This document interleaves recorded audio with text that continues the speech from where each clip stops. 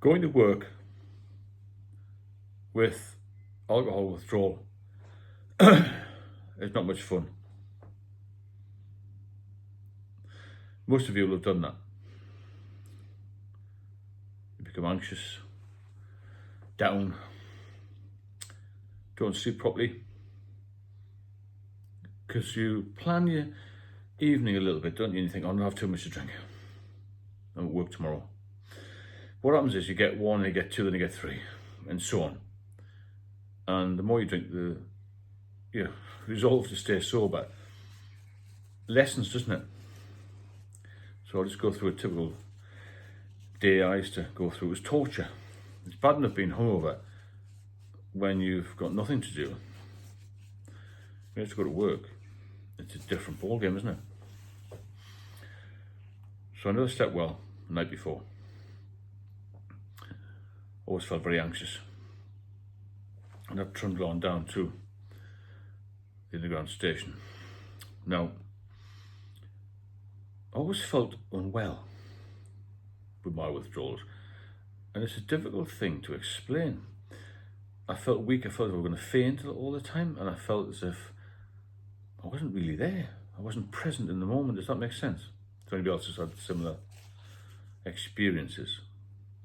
And I'd get on the underground train, and the first few stops were overground, does that make sense? And it wasn't until you get to East London where it goes under the tunnel, in the tunnel.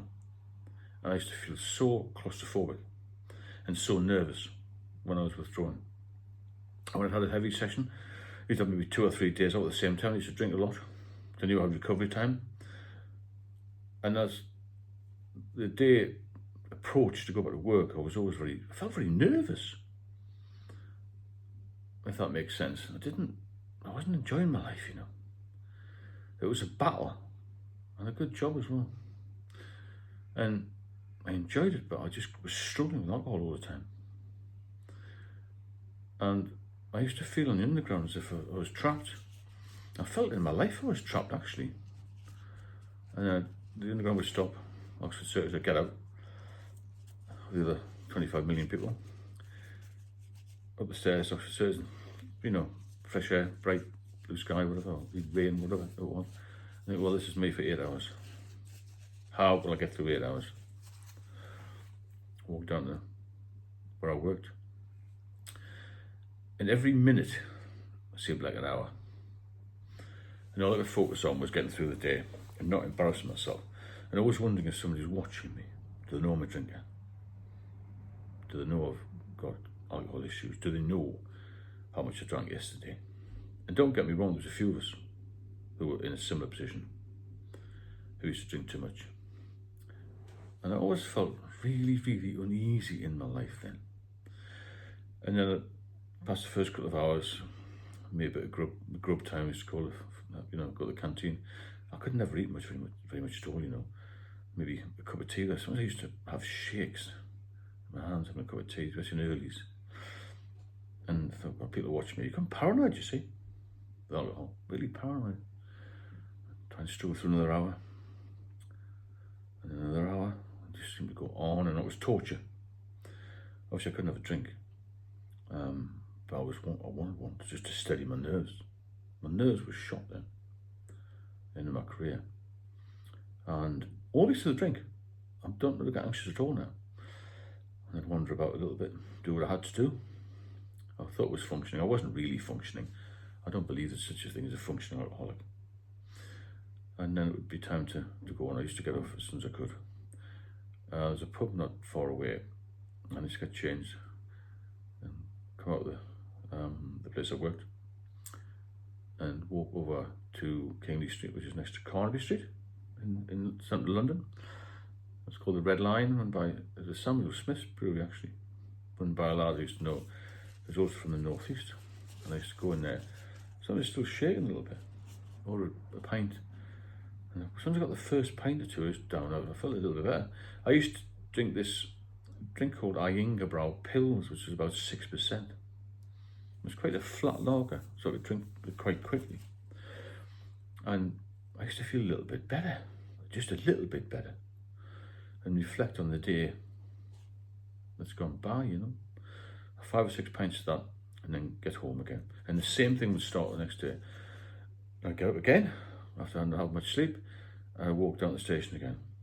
If you remember Reggie Perrin, like the same routine all the time, and the routine was to try and get through the day without having any serious withdrawals or, collapsing. I always thought I was going to collapse. I did collapse. Don't get me wrong, I never collapsed. But I always looked, and I always felt actually unwell. And I didn't have the energy capacity. I didn't have any energy really in the end. And I was so nervous in my life. And that's what made me very, very nervous. And my whole day was just a nightmare to get through, because you always wonder what people think of you. When you drink, your anxiety level, my anxiety levels were through the roof.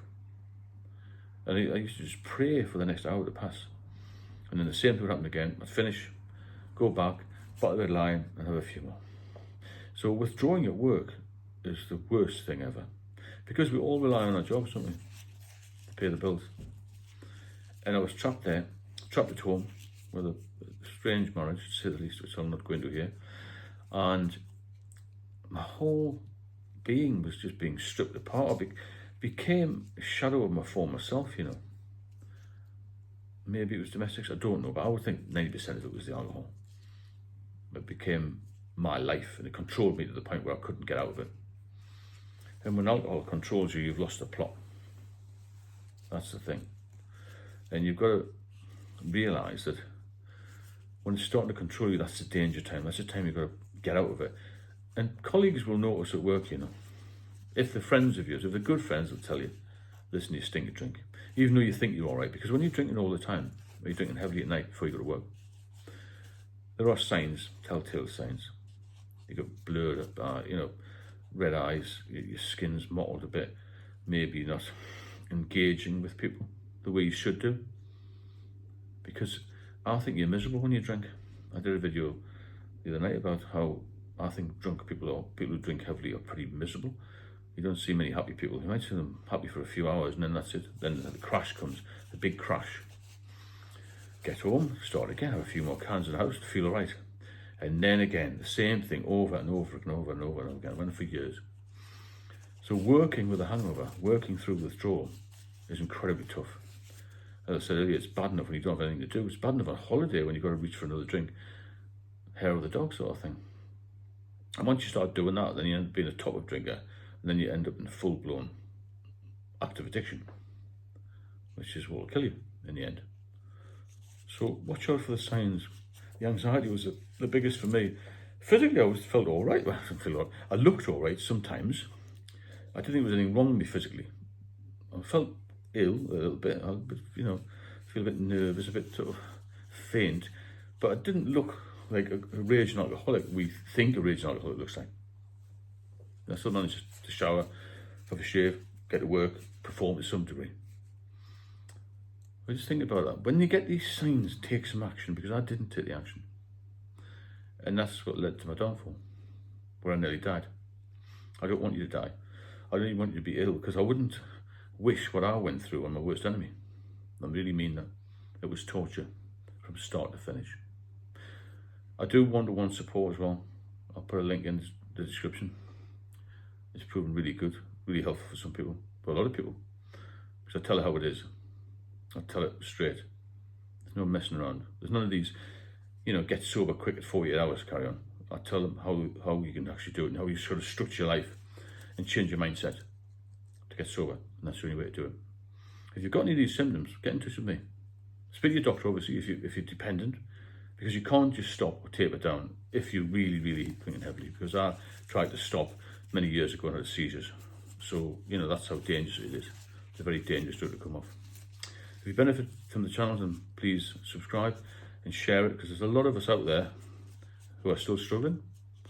And the better we engage with each other, the more of us will survive and thrive. Speak soon.